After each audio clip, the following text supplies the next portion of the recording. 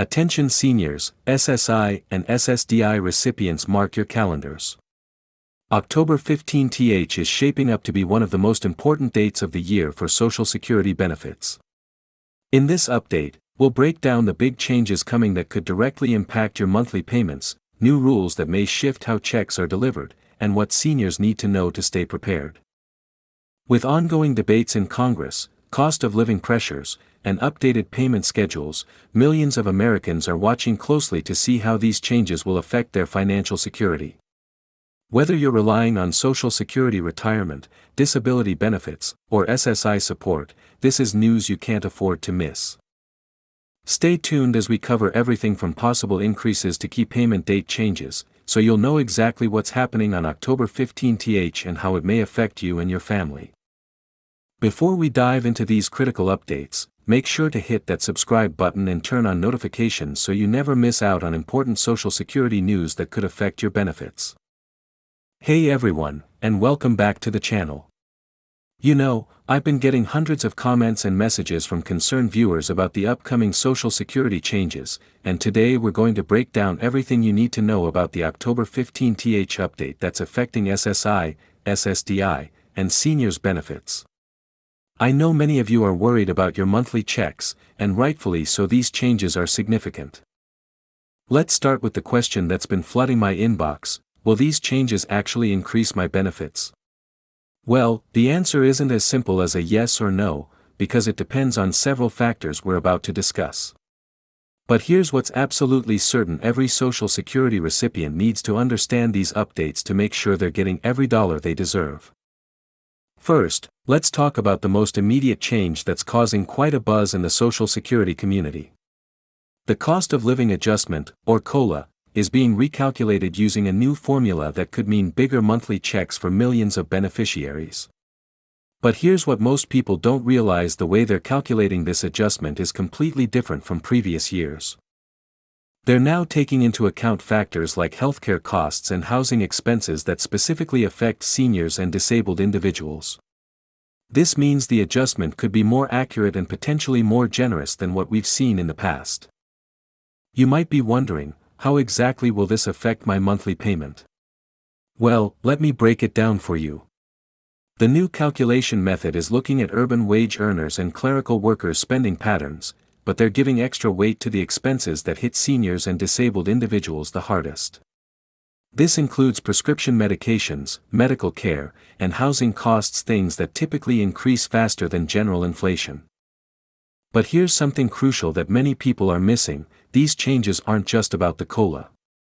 There are significant updates to the SSI resource limits that haven't been touched in decades. You know, those strict rules about how much money you can have in your savings account while receiving SSI? Those are finally being modernized to reflect today's economic reality. This is huge news for SSI recipients who've been struggling with those outdated limits. Now, I can already hear some of you asking, what about SSDI recipients? Are we getting any changes? The answer is yes, and these changes are particularly interesting.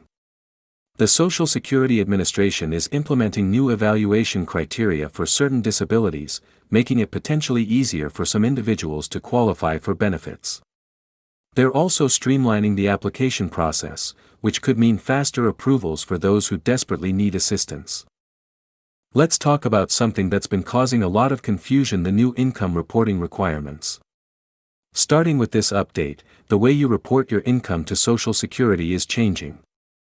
They're implementing a new digital system that's supposed to make everything easier, but there are some important things you need to know to avoid any issues with your benefits. I'll explain exactly how to use this new system in just a moment. Here's a question I received from a viewer recently: I heard there are new rules about working while receiving benefits. Is this true? Yes, absolutely. The Social Security Administration is adjusting the earnings limits for 2024, and this is something every working beneficiary needs to understand. The new thresholds could mean you can earn more without affecting your benefits, but there are some important catches you need to be aware of. One of the most exciting changes, especially for younger beneficiaries, is the update to the Ticket to Work program. They're expanding the program and adding new incentives for people who want to try returning to work without immediately losing their benefits. This includes longer trial work periods and better protection for your benefits if the work attempt doesn't work out. Now, let's address something that's been causing some anxiety among retired workers: the changes to the way Social Security calculates your primary insurance amount. They're adjusting the bend points and the way they index your earnings history for inflation. This might sound technical, but it could have a real impact on your monthly benefit amount, especially if you're planning to claim benefits in the next few years. Here's a crucial point that's flying under the radar: they're changing the rules about how divorce affects your Social Security benefits. If you're divorced or going through a divorce, these new regulations could significantly impact your ability to claim on your ex-spouse's record. The requirements for duration of marriage and current marital status are being clarified in ways that could benefit many divorced individuals. Let's talk about survivor benefits, because there are some important updates there too. The Social Security Administration is changing how they calculate survivor benefits for certain categories of beneficiaries, and they're also modifying the rules about when you can claim these benefits. This is particularly important for widows and widowers who are also eligible for their own retirement benefits. One question that keeps coming up in the comments is about the new rules for non-citizens receiving benefits.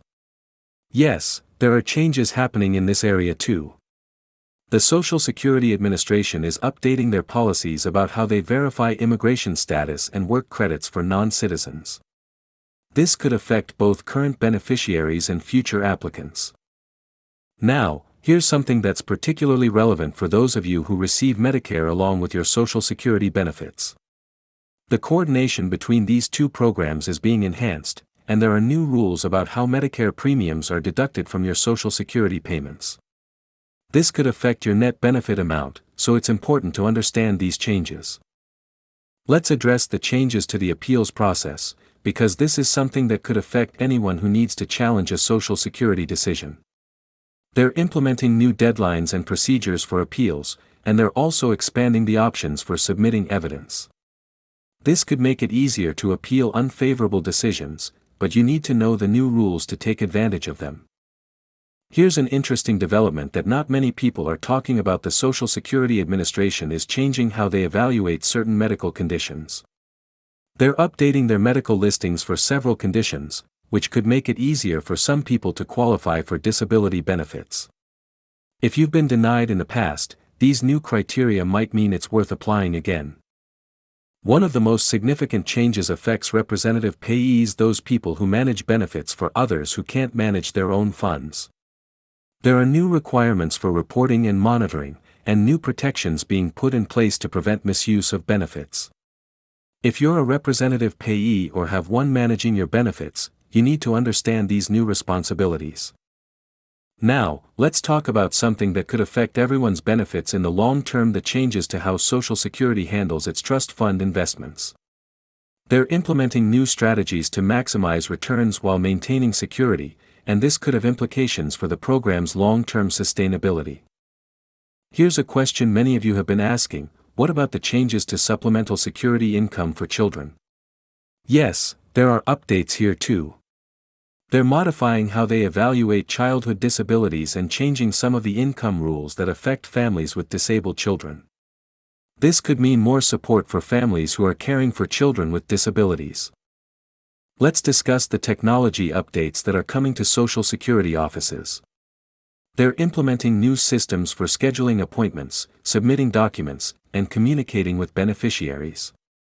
This could make it easier to handle your Social Security business, but it's important to know how to use these new tools effectively. One change that's particularly relevant for older workers is the update to the retirement earnings test. They're adjusting how they calculate the reduction in benefits for people who work while receiving retirement benefits before full retirement age. This could mean more flexibility for those who want to work part-time while receiving benefits. Here's something crucial for SSI recipients: they're changing how they count different types of income and resources. Some things that used to count against your benefits might not anymore, and vice versa. This could mean higher payments for some recipients, but it's important to understand exactly how your specific situation will be affected. Now, let's address the changes to how Social Security handles overpayments. They're implementing new policies about when they'll waive overpayments and how they collect them. This is particularly important because overpayments can cause serious financial hardship if they're not handled correctly. One final area we need to discuss is the changes to how Social Security coordinates with other benefit programs. They're updating their policies about how Social Security benefits interact with workers' compensation, veterans' benefits, and other government payments. This could affect your total benefit amount if you receive multiple types of benefits. Before we wrap up, let me remind you of something important: these changes are complex and can affect different people in different ways. That's why it's crucial to stay informed and possibly seek professional advice about your specific situation. Don't make any assumptions about how these changes will affect you without getting all the facts. If you found this information helpful, please don't forget to like this video and subscribe to the channel. Hit that notification bell so you don't miss any updates about these important changes. And here's something special: I've created a free PDF guide that breaks down all these changes in detail. The link is in the description below. Download it now to have all this information at your fingertips. Also, let me know in the comments if you have any questions about these changes. I read all the comments and try to respond to as many as I can. Thanks for watching, and I'll see you in the next video. Remember, staying informed about these Social Security changes is crucial for maintaining and potentially increasing your benefits. Keep watching this channel for more updates as we learn more about how these changes are being implemented and affecting beneficiaries across the country.